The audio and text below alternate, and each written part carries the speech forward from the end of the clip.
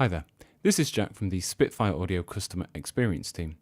In this video I'm going to give a very quick demonstration of the BML interface which can be found in the Ambient Guitars library. This particular interface is only found in the distorted folder, and we can find that by going to the Instruments pane, by clicking the Instruments tag in the Library pane and navigating to the distorted folder.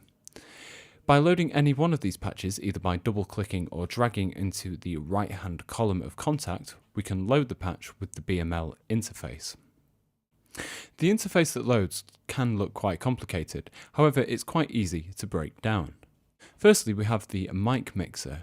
This has 6 different signals, a DI, a close, and also 3 different amplifiers and a room. You can adjust the volume of any one of these signals by clicking and dragging the fader. You can also turn off the signal by clicking the black box below, and you can route any one of these signals straight out of Kontakt's multiple outputs by clicking on the symbol below.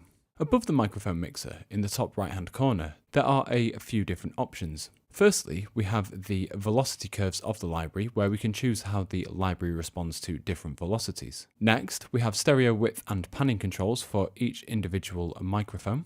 The music note symbol allows us to retain microphone positions and mix settings when changing between different articulations.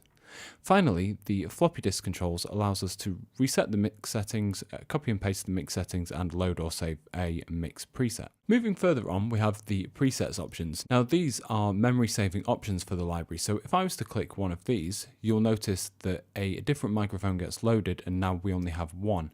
This affects the number of samples that we have loaded into RAM at that present moment in time. Below this we have the purged unused option. Now if I was to uncheck this will load all available content into RAM. Below the presets option we have the purge unused option. By unchecking this means now all ready available sample content can be stored in RAM.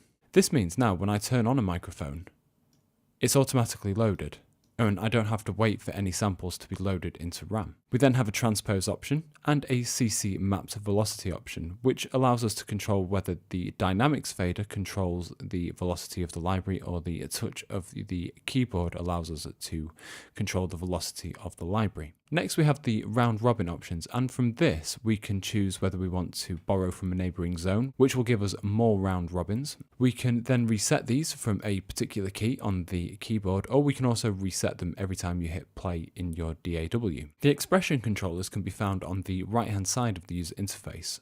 Here we have dynamics, releases, and expression. Dynamics allows you to crossfade the different velocity layers of the library and is mapped to MIDI CC number 1. The releases allow you to blur the ends of long notes more fluidly into one another. If you dial this all the way back, you'll end up with a more detailed transition between notes.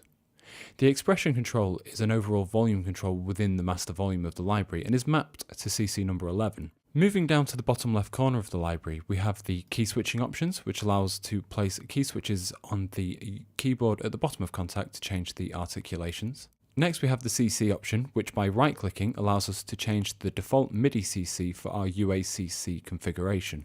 The padlock option allows us to lock the type of articulation switching within the library. Below each of the articulation symbols, we can turn these on and off in order to save memory.